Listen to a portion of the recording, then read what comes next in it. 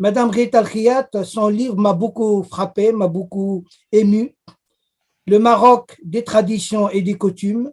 Madame Rita Al-Khiyat, médecin, psychiatre, psychanalyste, anthropologue, écrivaine, animatrice, artiste, conférencier mondialement connue, auteur de plusieurs livres importants. Elle a également publié des centaines d'articles, une intellectuelle importante dans le panorama culturel marocain et international. L'œuvre de Madame Rita Al-Khiyat, c'est d'abord beaucoup de choses à la fois. Des mots chargés de sens et de substance, des images, des métaphores, des récits de mémoire locale et globale. L'univers civilisationnel de Madame Rita Al-Khiyat est riche et très varié. C'est une pensée profonde, sensible et très subtile, qui nous introduit dans un Maroc habité par une profondeur historique singulière et complexe. C'est aussi un voyage à travers l'Empire chérifien, ce vieux pays qui ne laisse personne indifférent. Ce livre, c'est aussi une vision d'un passé lointain, d'une présence existentielle et matérielle, consciente de son héritage et les grandes possibilités qu'elle offre pour construire des passerelles avec le futur. Le livre de Madame Rita Al-Khiyat, c'est d'abord une grande passion sincère pour la vie, pour les autres, pour les mots, pour leur importance et leur usage dans le dialogue avec les autres civilisations. C'est aussi une grande passion pour les choses marocaines, dirais-je un acte d'amour pour le Maroc, pour sa grande diversité linguistique, ethnique, culturelle et géographique, comme disait elle-même, méditerranéenne, atlantique, africaine, par la variété richissime de sa biodiversité, des traditions et des coutumes.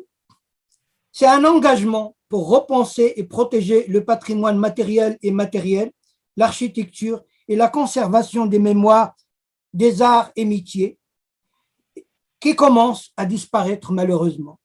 Ce livre est une contribution pour celles et ceux qui veulent connaître le Maroc à travers un regard plus proche et intime. Le livre est une merveilleuse fresque qui nous fait voyager et rêver à travers l'art, l'esthétique, la symbolique, un unicum qui interpelle notre sensibilité et notre regard. Le Maroc est un musée à ciel ouvert.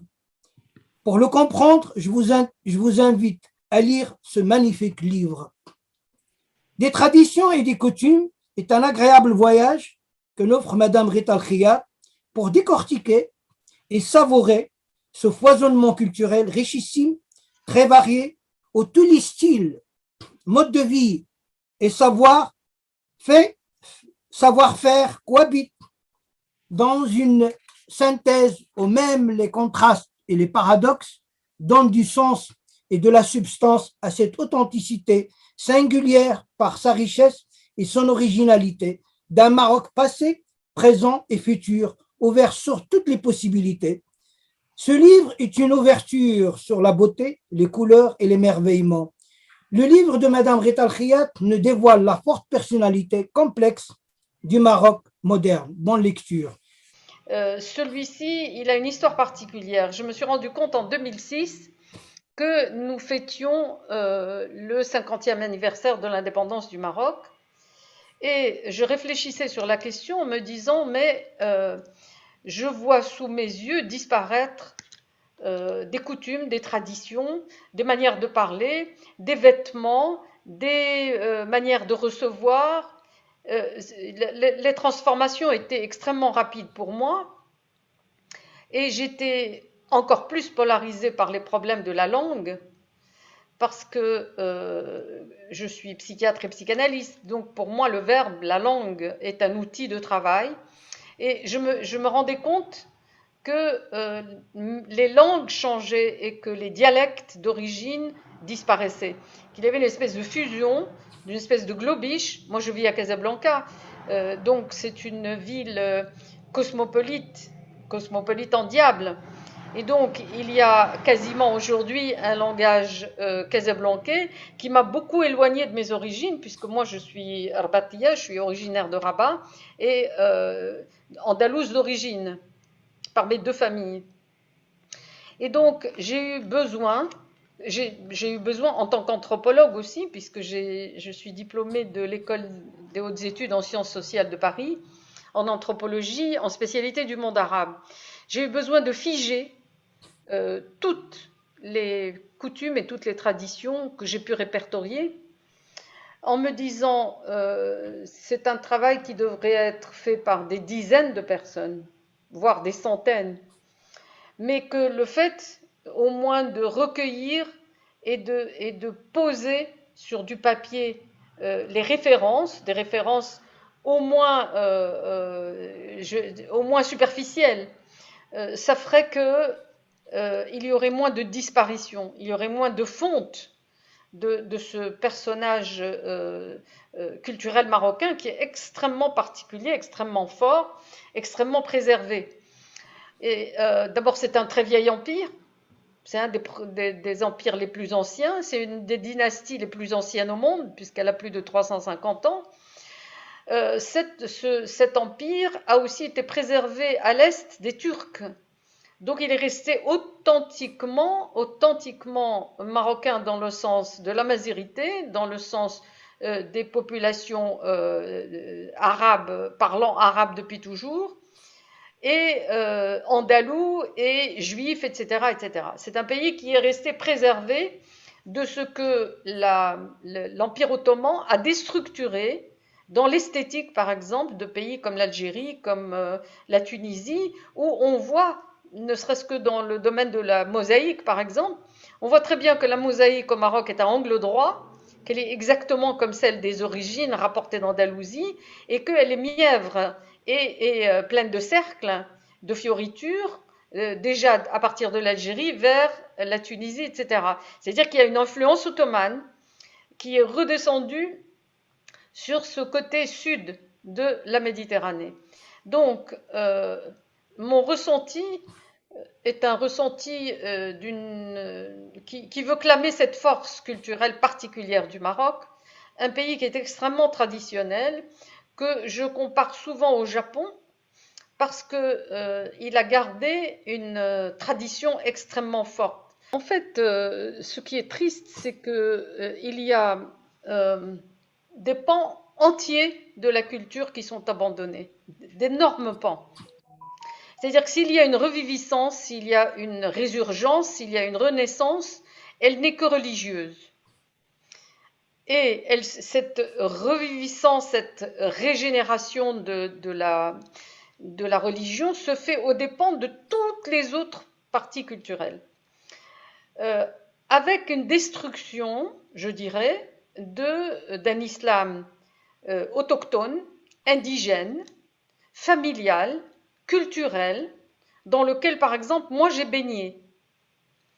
L'islam dans lequel j'ai été élevée, donc qui est indigène, autochtone, citadin, culturel, qui est un héritage, on est en train de le battre en brèche par un islam rigidifié, importé, dans ses vêtements, dans ses rites, etc., des pays qui ne sont pas maghrébins. Ça veut dire que la richesse de l'islam que j'ai vécu, elle a disparu.